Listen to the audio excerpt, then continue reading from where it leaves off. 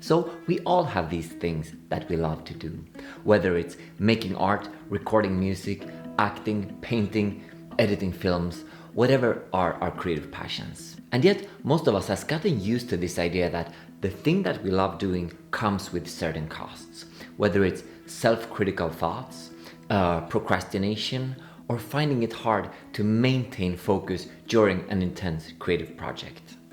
So most of us have kind of gotten used to the idea that doing what we love also comes with a lot of like cutting off ears or doing drugs or other things to numb the pain or the discomfort that comes from follow our deepest passion and taking it to the next level.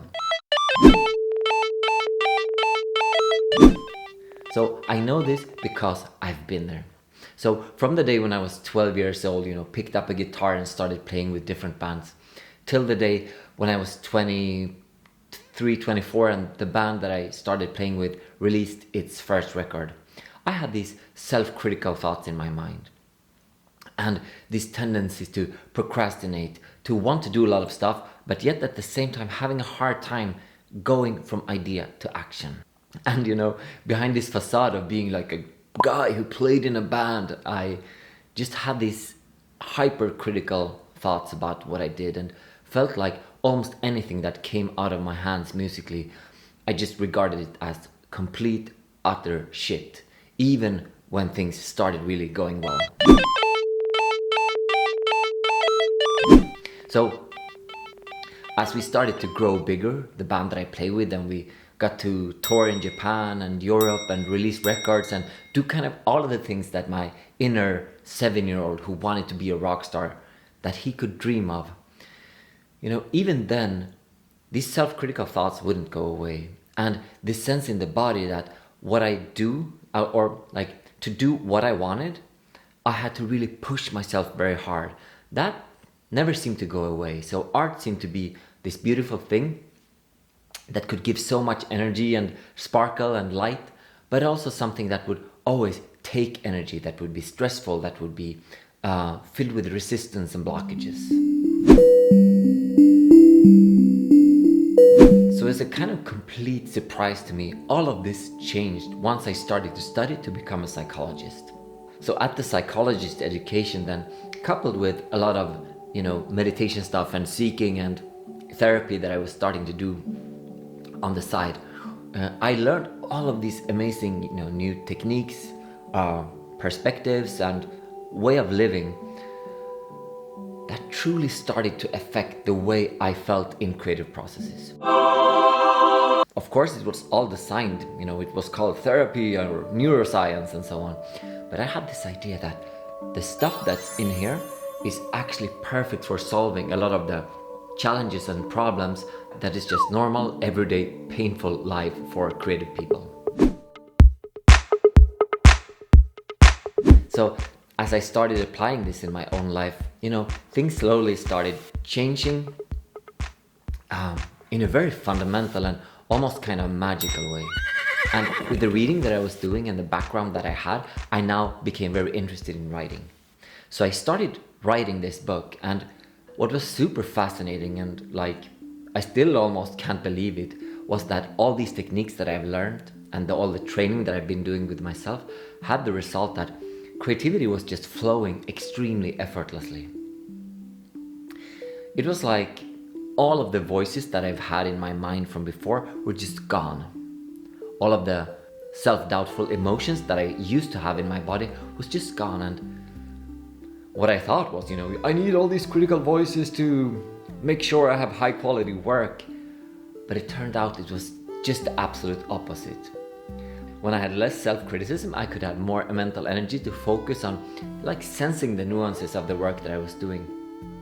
And so I became so much more productive, was able to write so much more, take more feedback, be more brave in the way that I was moving through my creative process. So at a deeper level, this felt like reconnecting kind of to the creativity of my childhood. This unconditional, curious, playful, brave, but kind of without knowing it. That kind of sense, that way of moving through creativity. And so now that I knew what was possible, like to what extent psychology could truly change the way we operate in the world, I started to share this and started to become super passionate about sharing these techniques with other people.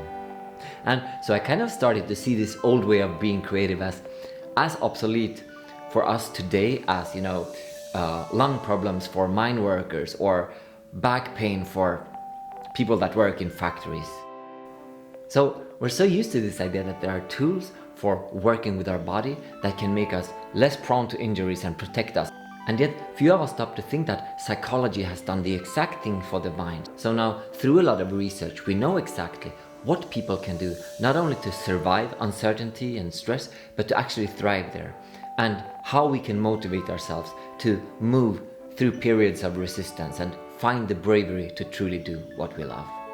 So not only are there tools that creative people can use to feel less stress, less resistance, less blockages, but there are also a lot of tools that we can use to become more motivated, to become more resilient, and to really have the power, the emotional intelligence, if you will, to persevere, to move through periods of frustration within our creative work and come out on the other side, really, getting the energy and the mindset that makes us able to really go for what we deeply long for creatively. More beautiful and exciting and fun and all of that stuff that really makes life meaningful and beautiful at the same time. So if you feel like joining me on this trip that, no one really knows where we're going, but it's gonna be a lot of fun and it's gonna be curious, and of course it's gonna be pain and suffering, but we're gonna deal with it in a new way that we can use it to make meaning and come out on the other side and make great art. I think we can find ourselves in a new place where we take care of ourselves and find a life that's worth living, but in a way that also allows us not to lower the quality of the art that we produce, but rather take it to an even higher level, because we will have the mental capacity to do so. So feel free to reach out to me. I'd love to speak to everyone interested in kind of changing the story about what great art is and how it's done. Yeah guys, that's that for now. See you around, and hopefully we'll speak soon. Bye for now.